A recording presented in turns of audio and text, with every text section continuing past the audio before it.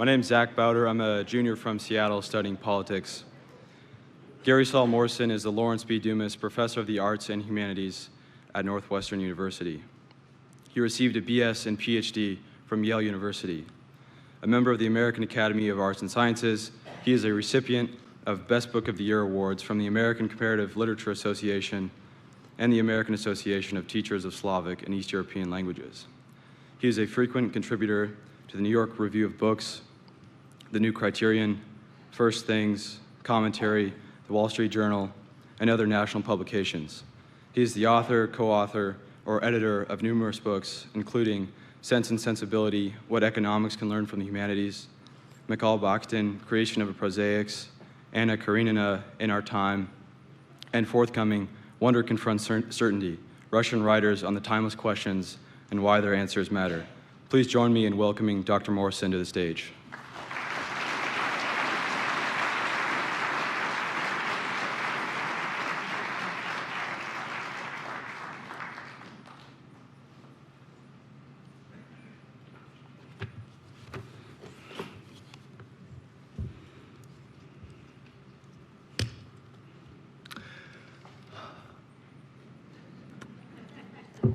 There.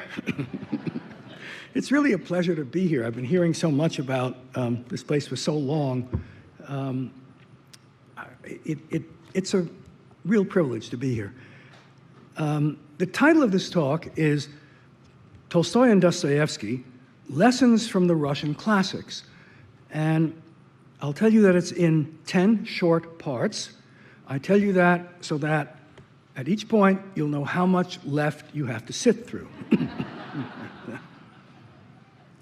Part 1 is called The Soul. In her essay, The Russian Point of View, novelist Virginia Woolf described the great Russian writers as completely different from and superior to all others. Quote, "The novels of Dostoevsky are seething whirlpools, gyrating sandstorms, waterspouts that hiss and boil and suck us in. Against our wills, we are drawn in, whirled round, and at the same time filled with a giddy rapture," unquote. Reading Tolstoy, Dostoevsky, and Chekhov, she continued, gives us, quote, "such revelations as we are wont to get only from the press of life at its fullest. A new panorama of the human mind is revealed," unquote. The English greats are reluctant to address the human soul directly, she says, but with the Russians, quote, "out it tumbles upon us, hot, scalding, mixed, marvelous.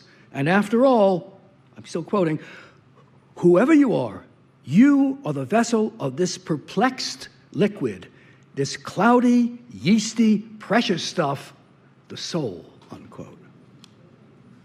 For Woolf, Russian literature conveys moral urgency born of, quote, "the assumption that in a world bursting with misery, the chief call upon us is to understand our fellow sufferers. This is the cloud which brews over the whole of Russian literature," unquote. Woolf's view was broadly shared when the Russians were first translated into English and French in the early 20th century. Russian masterpieces pose the ultimate questions about life.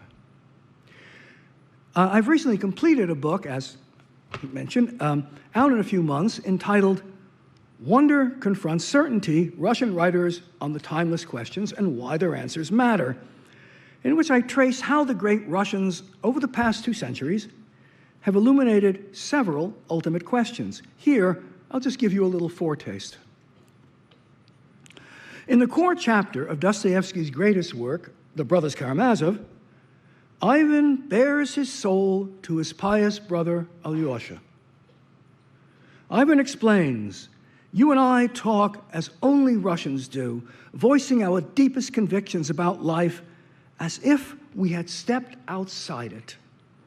Ivan asks, and I quote now, "And what have Russian boys like us been doing up till now? In this stinking tavern, for instance, here they meet and sit down in a corner. They've never met in their lives before, and when they go out of the tavern, they won't meet again for 40 years. And what do they talk about? Of the eternal questions, of the existence of God and immortality. And those who do not believe in God talk of socialism or anarchism, of the transformation of humanity on a new pattern, so that it all comes down to the same. They're the same questions turned inside out. And masses of the most original Russian boys do nothing but talk of the eternal questions. Isn't it so? Yes, answers Alyosha, for real Russians, the question of God's existence and of immortality, or as you say, of the same questions turned inside out, come first and foremost, and of course they should, said Alyosha, watching his brother with the same gentle and inquiring smile, unquote. One of the most profound conversations in world literature follows. The chapter Rebellion poses the question of evil more sharply than ever before. Focusing on sadistic torture of innocent children, Ivan indicts God and the universe. No justification can ever work because no decent person would allow any abstract argument to matter more than that little girl tortured by her mother and left covered with excrement in an outhouse, who beat her chest and cried out to dear, kind God to protect her. This is Ivan speaking, of course. This chapter is like the book of Job squared. In the next chapter, The Grand Inquisitor, a story Ivan has composed, Ivan examines the human qualities shaping history. In the story, Jesus returns during the Spanish Inquisition, and the Inquisitor, who after all represents Christ's church, arrests him. Meeting him in the dungeon, the Inquisitor explains why Jesus got everything wrong. He increased people's freedom, but the Inquisitor maintains people only say they want to be free. They actually want to surrender their freedom because it entails agonizing guilt and regret. By increasing people's freedom, the Inquisitor reasons, Jesus was the reverse of compassionate. If only someone would provide all the answers so people could just trust them and make no decisions on their own, they would be so much happier. The Inquisitor maintains that is what his church should do, or as he chillingly tells Jesus, we have corrected thy work. Dostoevsky made clear that in his day, communists and socialists accept the Inquisitor's view of life. They promise security and relief from doubt in exchange for freedom of choice. Russian literature is filled with such conversations as this.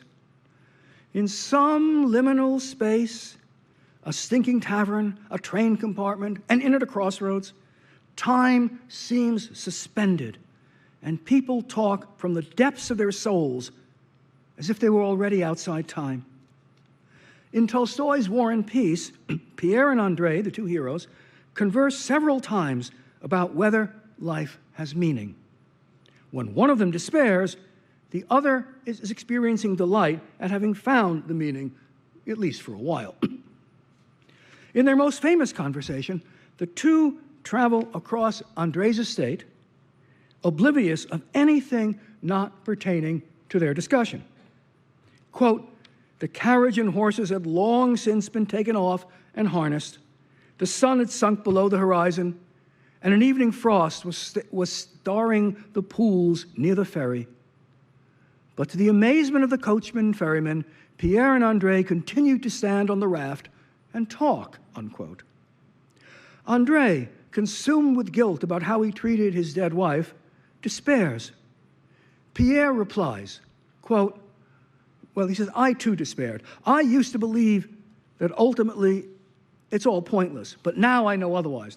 Now I quote, I feel that beside myself, above me, there are spirits, and in the world there is truth. We must live, we must love, and we must believe not only that we live today on this scrap of earth, but that we have lived and shall live forever there in the whole. Pierre pointed to the sky. Although André remained skeptical, and, quote, although outwardly he continued to live in the same way, inwardly a new life began for him.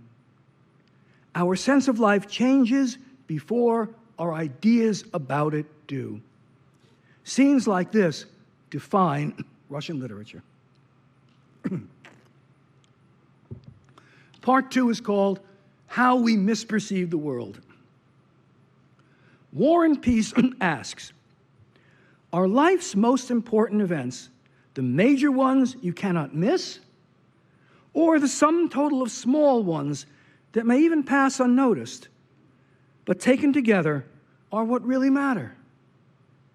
Perhaps the major events are themselves the product of those countless infinitesimal ones? Tolstoy insisted that was true, both for history and for individuals. Why then do we imagine otherwise? Tolstoy offers an analogy. If you look at a distant hilltop covered with trees, it will appear that the region is an uninhabited forest. But if you go there, you may find a city. In much the same way, people tend to record only the unusual and striking occurrences, the treetops. Relying on these records, historians then construct a dramatic narrative, but life is rarely, if ever, like that. Tolstoy explains, quote, we who were not living in those days of Napoleon's invasion, when half of Russia had been conquered, tend to imagine that all Russians were engaged solely in sacrificing themselves, in saving the fatherland, or weeping over its ruin. But in reality, it wasn't like that. It appears so to us only because we see only the general historic issues of the period and do not see all the personal human interests of the people of the day. In Petersburg, ladies and gentlemen lamented the fate of Russia and all that sort of thing. But in the army, no one swore vengeance on the French. They were all thinking about their pay, their new quarters, Matryoshka the canteen woman, and the like, unquote.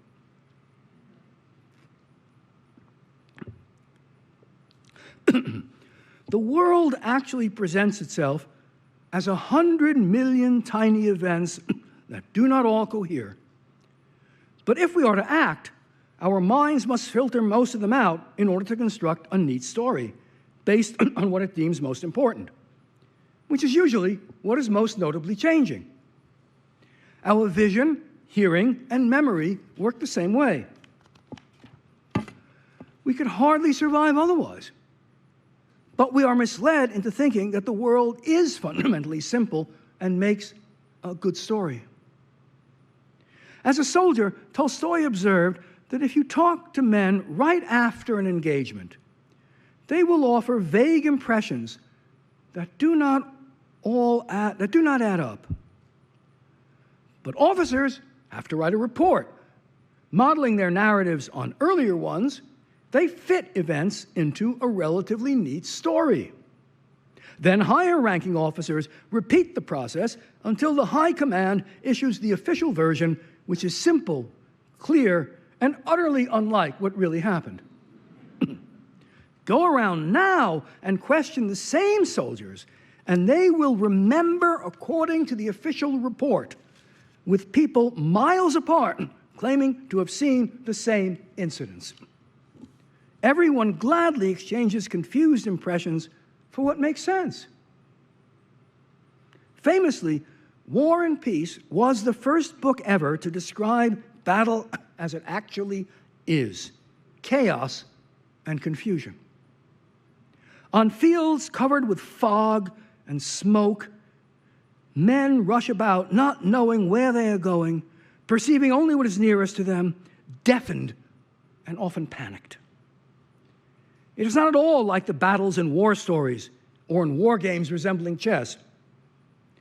Military historians now take Tolstoy's point for granted, but they often miss the broader conclusions that follow.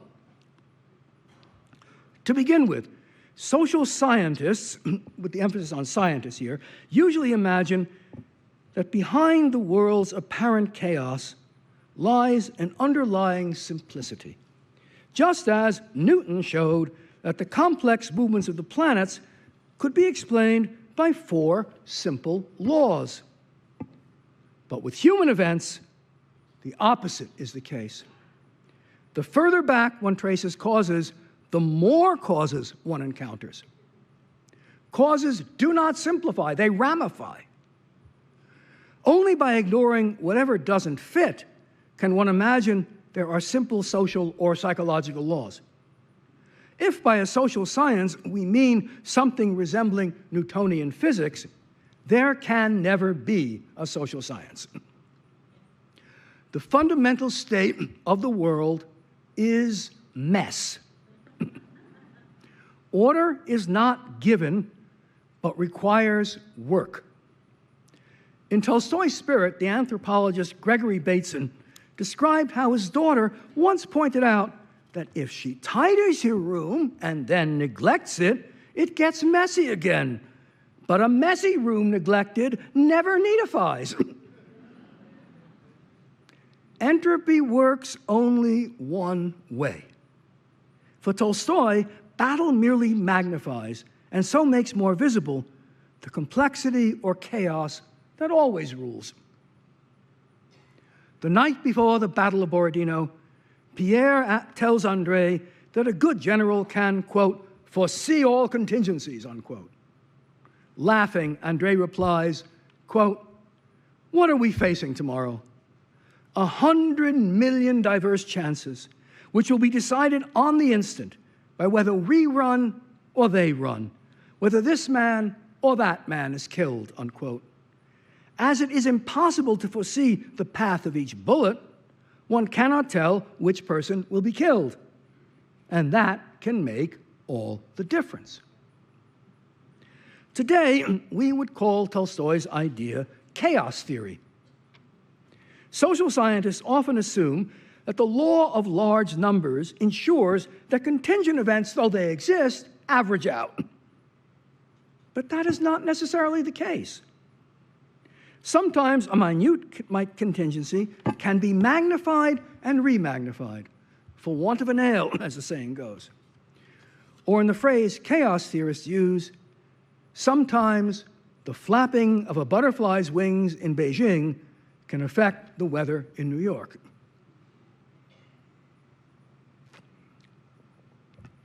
Part 3 is called tiny, tiny alterations. What is true of society is also true of individuals. Tolstoy retells a well-known story. Quote, the painter Brulov once corrected a student's sketch. Why, you only touched it a tiny bit, the pupil exclaimed. But it's quite a different thing now. Brulov replied, art begins where that tiny bit begins. And Tolstoy comments, quote, that saying is strikingly true not only of art, but of all life. One may say that true life begins where the tiny bit begins, where what seem to us minute and infinitely small alterations take place.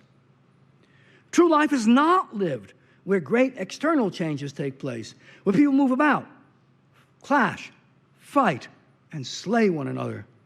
It is lived only where these tiny, tiny, infinitesimally small alterations take place, unquote. Tolstoy then offers a remarkable interpretation of Dostoevsky's novel Crime and Punishment. Raskolnikov, the novel's hero, murders 2 women, and Tolstoy asks, when exactly did he decide to do so?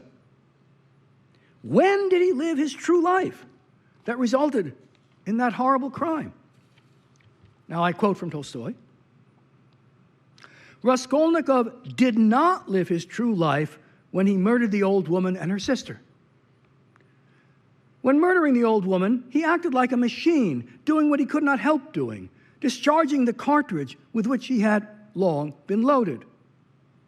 No, Raskolnikov lived his true life when he was just lying on the sofa in his room, deliberating not at all about the old woman, nor even whether it is or is not permissible at the will of one person to wipe from the face of the earth another unnecessary and harmful person, but whether he ought to live in Petersburg or not, whether he ought to accept money from his mother or not, and on other questions not at all related to the old woman. That question was decided when he was doing nothing and only thinking, when only his consciousness was active.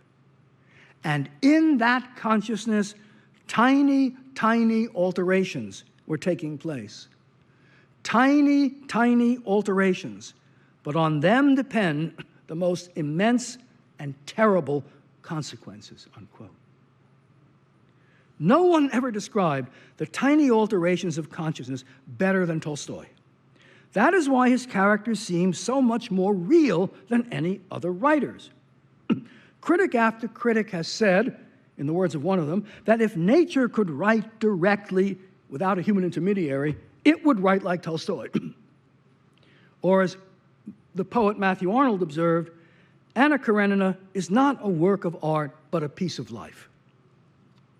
There's an obvious proof that Tolstoy understood the human mind better than any professional psychologist or social scientist who ever lived.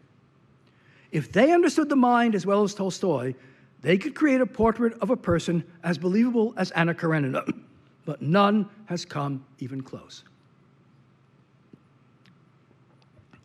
Part 4 is called Gold in Sand. Once we grasp that life is fundamentally a matter of small moments, we see that a good life is not one with dramatic triumphs, but one in which the countless ordinary moments are lived rightly. Anna Karenina believes in the drama of grand romance, and that is why she makes choices disastrous for her son, husband, daughter, lover, and herself. Living life to the fullest for her means living it most dramatically. Readers who imagine Tolstoy meant to celebrate her ideas get the book exactly wrong. Anna believes in high romance. Tolstoy does not. If by a novel's heroine we mean the one whose view of life most resembles the author's, then the real heroine of Anna Karenina is Dolly, an ordinary, unromantic, and unremarkable woman, merely a good mother, as her philandering husband Siva thinks of her. But it is her prosaic efforts raising her children that make the difference. If one does not acquire certain fundamental moral lessons in childhood, one never does. We do not honor good mothers or fathers, but they do the most important work. Looking for romantic heroines on distant treetops, we miss the real heroines who, by conventional standards, are unheroic. The moments describing whether a life is meaningful, the moments determining whether a life is meaningful, do not fit a good story. When we tell our life story to ourselves or others, we're almost sure to omit such moments. But Tolstoy records them for us. He gives such moments to Dolly, and they are the real core of the book. When Dolly brings her children to a summer cottage to save money, she finds that her husband has fixed it up not to suit a family, but has instead prettified it as he would for one of his countless mistresses. Tolstoy acidly remarks, quote, "Although Stiva tried to be a good husband and father, he never could remember that he had a wife and children." Dolly despairs, but at length she and her servant improvise ways to meet the children's needs. And now I quote the key passage. Dolly at last began to realize, if only in part, her expectations, if not of a peaceful, at least of a comfortable life in the country. Peaceful with 6 children, Dolly could not be. But hard though it was for the mother to bear the dread of illnesses, the illnesses themselves, and the grief of seeing signs of evil propensities in her children, the children themselves were even now repaying her in small joys for her sufferings. These joys were so small that they passed unnoticed like gold in sand. And at bad moments, she could see nothing but the pain, nothing but sand. But there were good moments, too, when she saw nothing but the joy, nothing but gold, unquote. More than any other writer, Tolstoy is the master of small moments that pass unnoticed like gold in sand. They are what makes a life good or bad. The fact that if one omitted this passage, the novel's overall plot would not be affected is part of the point. Contrary to what we usually suppose, the more an event fits a good story, the less important it is likely to be. Anna Karenina opens with one of the best-known sentences in world literature. All happy families resemble each other. Each unhappy family is unhappy in its own way. Tolstoy's idea here resembles a proverb he loved. Happy people have no history.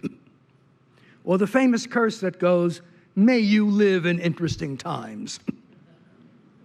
Happy families resemble each other because there is no story to tell about them. What do you say? They went about their affairs and didn't quarrel again today? But unhappy families all have a story, and each story is different.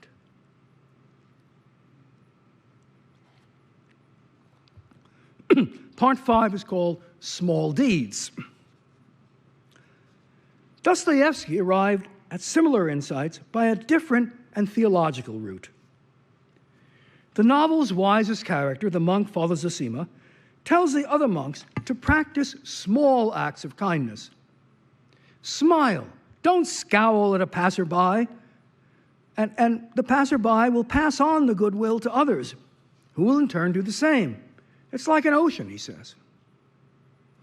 Zosima echoes Hippolyte, a character in Dostoevsky's novel The Idiot, who objects to the popular radical doctrine that charity simply softens the anger leading to revolution. Lenin was, in fact, positively revolted by charitable acts. He just turned his stomach to hear about them. Right? It is countless small acts of goodness that are most effective. Describing an old general who spent years helping prisoners one by one, Hippolyte asks, quote, how can you tell what seed may have dropped in the prisoner's soul forever by that old general, whom he hasn't forgotten in 20 years? How can you tell what significance such an association of one personality with another may have on the destiny of those associated? You know, it's a matter of a whole lifetime, an infinite multitude of ramifications hidden from us. The most skillful chess player can only look a few moves ahead. How many moves are there in this, and how much that is unknown to us? All the seeds scattered by you, perhaps forgotten by you, will grow up and take form. He who has received them from you will hand them on to another. And how can you tell what part you may have in the future determination of the destinies of humanity? Unquote. Small deeds ramify incalculably. What's more, quote, individual kindness is the living impulse of one personality to exert a direct influence on another, unquote. It provides not just material help, but also a unique human-to-human contact affirming our personhood, both people's personhood. Hippolyte continues, quote, in scattering the seed, your kind deeds, you are giving in one form or another part of your personality and taking into yourself part of another. You are in mutual communion with each other. A little more attention and you'll be rewarded with the most unexpected discoveries, unquote. Excuse me. Part 6 is called Cana of Galilee. The pious Alyosha Karamazov, who loves Father Zosima, does not at first understand Zosima's key lesson. That is because, Dostoevsky says, he resembles psychologically those of his generation who became atheist revolutionaries. He and they are impatient extremists. Quote, he was to some extent a youth of our last epoch, that is, desiring the truth and seeking to serve it all at once with all the strength of his soul, seeking for immediate action, unquote. The difference was that whereas the revolutionaries placed their faith in revolution to realize utopia, Alyosha, as a believer, hoped for miracles to establish the kingdom of God. Quote, the path Alyosha chose was a path going in the opposite direction, but he chose it with the same thirst for swift achievement, unquote. The Brothers Karamazov describes awful cruelty, so the question arises, given human nature, isn't it secular thinkers who expect human action to abolish evil who are most unrealistic? Can we really expect revolutionaries who spend their lives killing to establish humane rule? At least those who believe only divine intervention could establish perfect harmony see people as they are. Alyosha places his faith in immediate action and swift achievement, grand deeds and sudden transformations. But if life is fundamentally a matter of small actions, his hope is misplaced. Alyosha eventually learns to love instead the prosaic, undramatic kindnesses we can always perform. The sum total of those infinitesimal, fleeting chances constitutes our world. Alyosha's key moment occurs when Father Zosima dies. Those who believe in his saintliness anticipate the traditional miracle marking a holy man. His body will not rot, but instead emit a pleasant smell. When Zosima's body does indeed stink and seems, if anything, to decompose even faster than usual, Alyosha's faith is shaken. Learning of this scandal, the absurd character Madame Hochlakova says of Zosima, I would never have expected such behavior of him. That was the very word she used, behavior. As if the corpse were choosing how to decompose. She has a point. Since Zosima has been trying to teach Alyosha not to place his faith in miracles, that is how he would have chosen to behave. In despair, Alyosha rebels. He allows Rakitin, who has long wished to see the pious Alyosha fail, take him to the infamous Grushenka to be corrupted. As it happens, though, he arrives just as she, too, is going through a spiritual crisis, and the two help each other. They listen and extend compassion. Even if we cannot solve another's problem, we can pay the right kind of attention. We usually don't, and that was Anton Chekhov's great theme. Grushenka retells a Russian folktale. There was once a wicked woman who died and was cast into the burning lake. Pitying her, her guardian angel recalled her one good deed. She had given an onion, the cheapest possible thing, to a beggar. The angel rushes and tells God, and God replies, fine, you take that onion and you pull her out of hell with it. So the angel holds out the onion and the woman grabs it. Careful not to break the stem, the angel slowly pulls her out of the burning lake. When other sinners hoping to escape grab onto the woman's legs, she kicks them away, saying, it's my onion, not yours. At that moment, the stem breaks, and she has been rotting in hell ever since. The story has two morals. First, even the smallest act of goodness can make all the difference. Life is a matter not of mountains, but of onions. Second, we have the power to redefine our lives and choose to identify with our best acts, even if they are rare. The old woman has that choice, could have been saved, but chose to identify with her worst self. After visiting Grushenka, Alyosha's soul is uplifted. Returning to the monastery, he hears another monk, Father Paisi, read the gospel over Zosima's corpse. Listening, Alyosha experiences a renewal of faith that will last a lifetime. What is it precisely that Father Paisi reads? It is the story of the marriage at Cana. Dostoevsky quotes it in full from Matthew, with Alyosha's reactions as he slips, from John, as he slips into reverie. Consider how unusual it is that Dostoevsky chooses this story to represent Christian truth. It describes the least dramatic of Jesus' miracles. It appears only in that one gospel, and no one except Mary and the servants who helped Jesus even notices it. Alyosha thinks, Jesus chose to perform a miracle for unremarkable poor people. Mary, quote, knew that he had come not only to make his terrible sacrifice, she knew that his heart was open even to the simple, artless merrymaking of some obscure and unlearned people. And indeed, Alyosha asks, was it to make wine abundant at poor weddings that he had come down to earth, unquote? In a sense, it was. At Cana, Jesus modeled unremarked goodness. The real miracles are the ones we do not notice. Alyosha dreams that he is attending an eternal marriage of Cana in heaven. There he finds Father Zosima, who says, quote, why do you wonder at me? I also gave an onion to a beggar, so I am here too.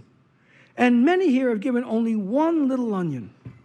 And you, my gentle one, my kind boy, you too have known how to give a famished woman an onion today.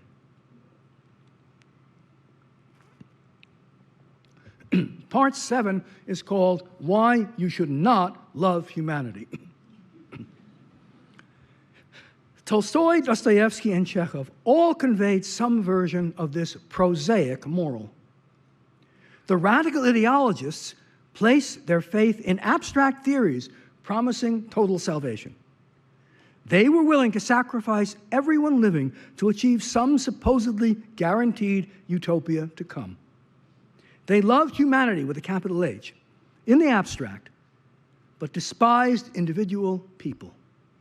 Father Zosima tells the story of a doctor he once knew. The doctor explained, I quote, I love humanity, but I wonder, the more I love humanity in general, the less I love people in particular. I've often come to making enthusiastic schemes for the service of humanity, and perhaps I might actually have faced crucifixion.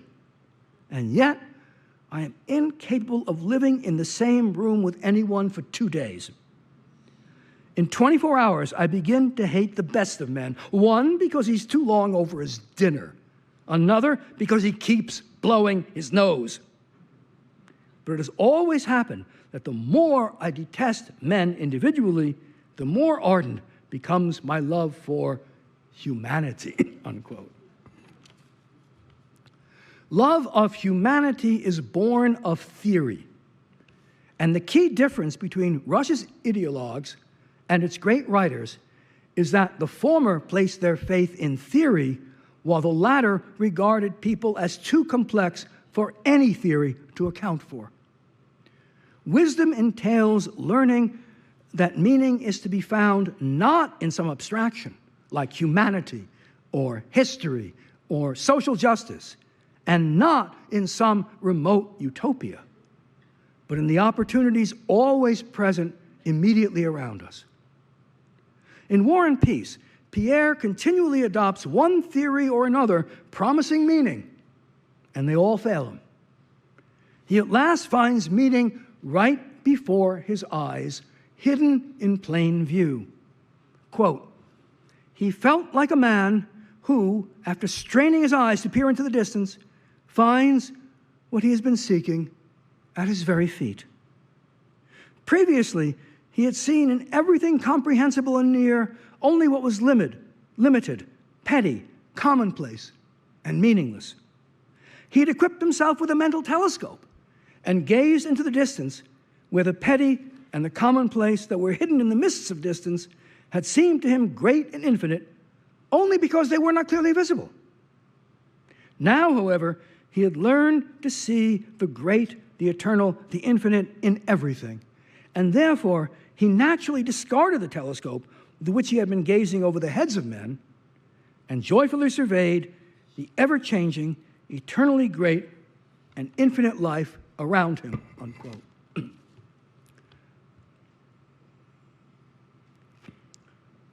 Part 8 is called The True Miracle. Konstantin Levin, the hero of Anna Karenina, first discovers where meaning cannot be found. Towards the book's close, he is seized with the existential despair that afflicted Tolstoy himself. Since he will die and everything he accomplishes will disappear, what is the point of his efforts? He is drawn to suicide, both Levin and Tolstoy. Tolstoy explained, quote, "I cannot say I wished to kill myself. The power that drew me away from life was stronger, fuller, and more widespread than any mere wish. It was a force similar to the former striving to live, only in the contrary direction," unquote. Having outgrown his childhood faith in God, Levin looks to his new scientific worldview for meaning.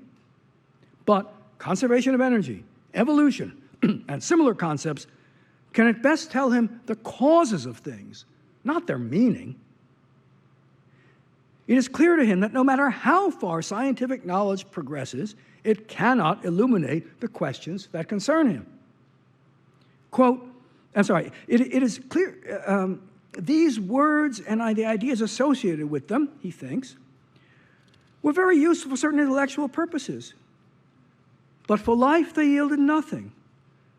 And, I'm quoting here, "Levin suddenly felt like a man who has changed his warm fur cloak for a thin muslin garment. And going out for the first time into the frost, he is immediately convinced, not by reason, but by his whole nature, that he is as good as naked and must inevitably perish," unquote. To look for meaning in science, Levin comprehends, is absurd. He, quote, "he was in the position of a man seeking food in a toy shop or at a gunsmith's," unquote.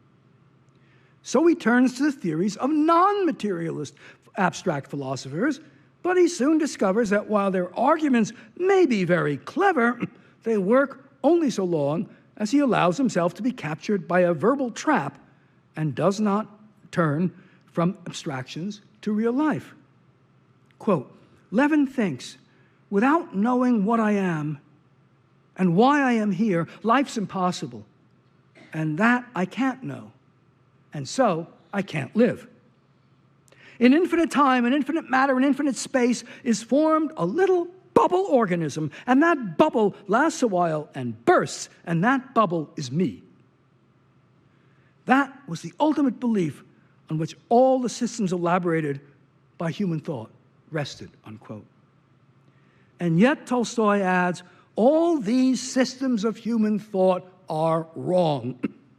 Indeed, quote, "it was not merely a fallacy, it was the cruel jest of some wicked power to whom one could not submit," unquote. The solution to Levin's dilemma lies in the fact that, quote, "when he thought about what he was living for, he could find no answer. But when he ceased questioning himself about it, it seemed as if he knew why he was living, for he acted and lived resolutely and without hesitation," unquote. Levin takes care of his family, manages his sister's property, and looks out for the welfare of the peasants, not because some theory tells him to, but because, quote, he could not do otherwise, unquote. No argument is needed. These actions, Levin thinks, are incontestably necessary. Typically, intellectuals mistakenly regard theory as the highest warrant. They often suppose that we all act according to some theory, even if we cannot articulate it. That is not true. Levin realizes that, quote, it was impossible not to look after the affairs of the peasants who came to him for advice, as impossible as to fling down a baby one is carrying in one's arms, unquote. Does one need a theory not to fling down a baby? Would you entrust your child to someone who did?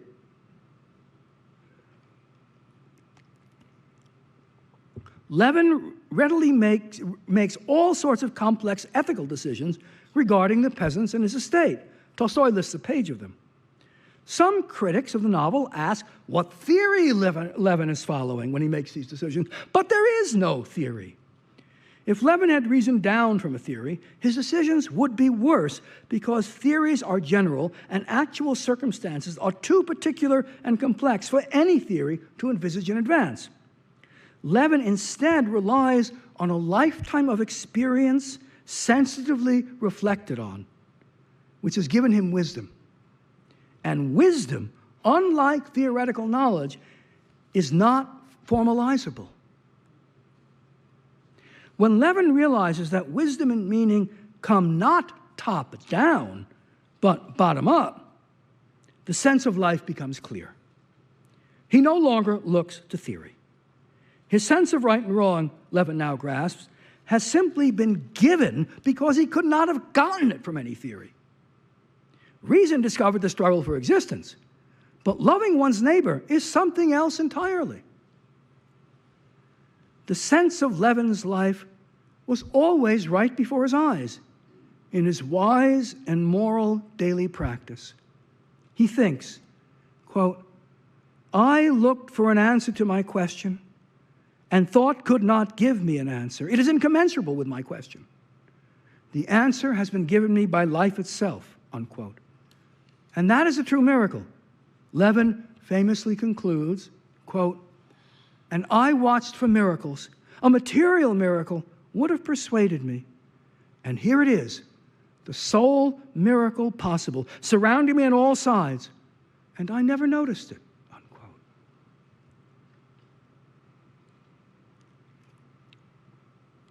Part 9 is called Meaningfulness is Not a Proposition. In Karamazov, Madame Hochlakova asks Father Zosima for proof that God exists and that life is meaningful. He replies, there is no proof, but you can be convinced of it by the experience of active love. The more you live the right sort of life, the life of active love for others, the more you will directly sense life's meaning. Doubts are not answered then, but they disappear. If meaningfulness were a proposition, we would all already know it. It would be the first thing we had been taught. But it comes not theory down, but experience up. The philosopher Ludwig Wittgenstein, who adored both Tolstoy and Dostoevsky, paraphrased their idea. I quote from Wittgenstein now. We feel that even when all possible scientific questions have been answered, the problems of life remain completely untouched. The solution of the problem of life is seen in the vanishing of the problem.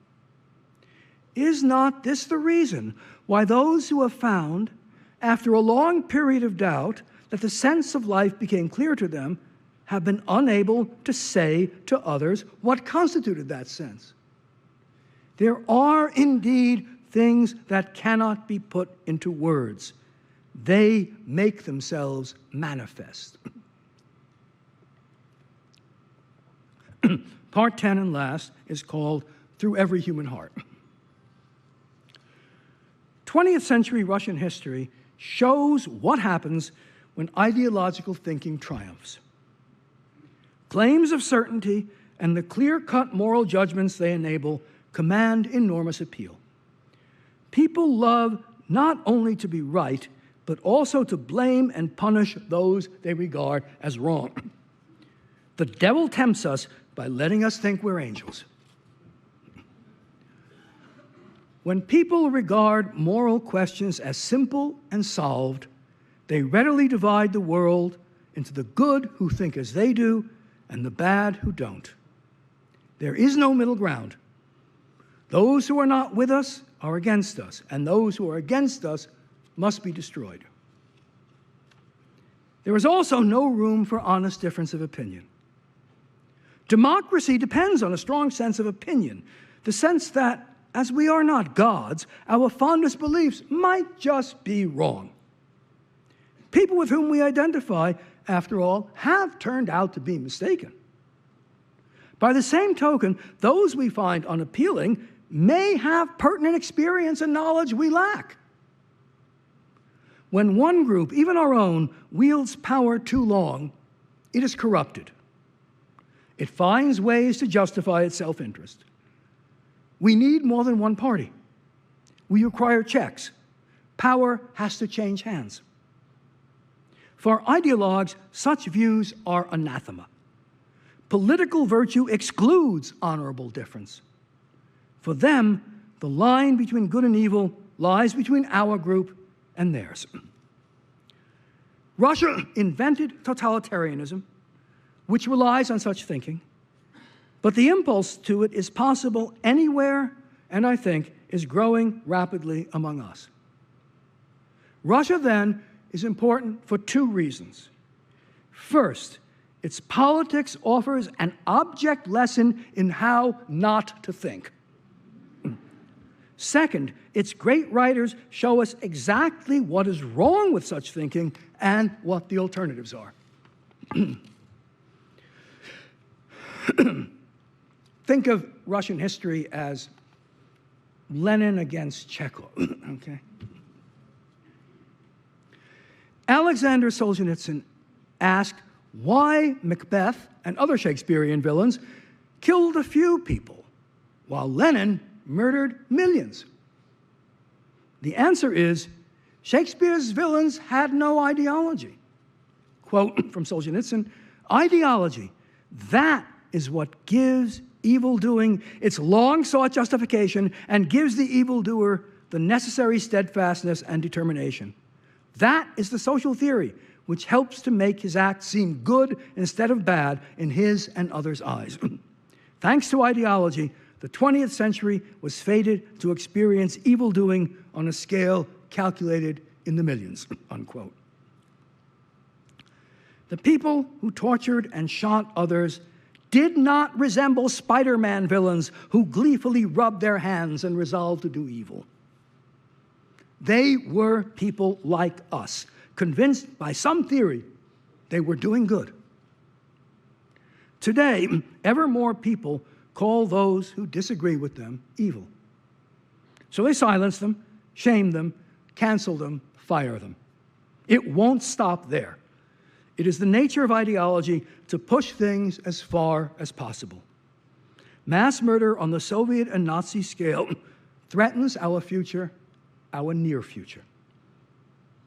We need to choose not the ideological mindset of Lenin, but the morally complex vision of Tolstoy, Dostoevsky, and Chekhov. Solzhenitsyn was right. The key error is to imagine that the line between good and evil passes between social groups, between races for the Nazis, social classes for the Marxists, and potentially between parties or any other division. The lesson of Russian history and the great Russian writers is the opposite. As Solzhenitsyn observes, I quote, "If only it were so simple. If only there were evil people somewhere insidiously committing evil deeds, and it was necessary only to separate them from the rest of us and destroy them. But the line between good and evil cuts through every human heart." Thank you.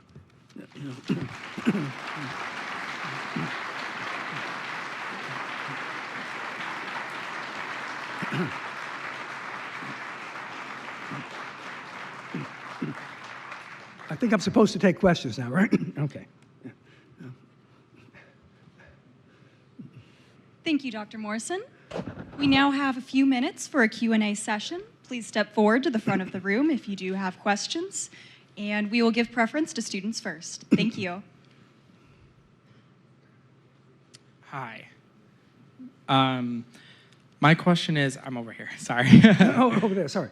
My question is, do you think that there is a contradiction between the assertion that life's meaning comes from experience bottom up and the Christian/religious principle that the meaning of life is ultimately top down from God?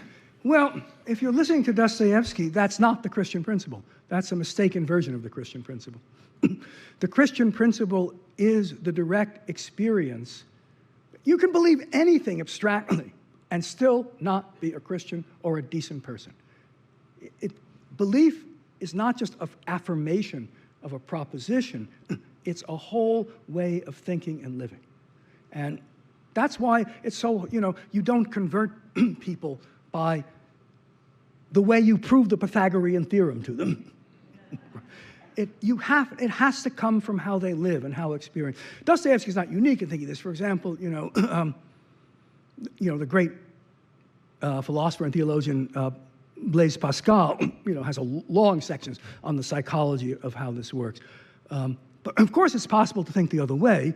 But I mean, the Russians tend to think that the theology is a way of expressing a certain view of life that can't really fully be put into words, but that's the best you can do.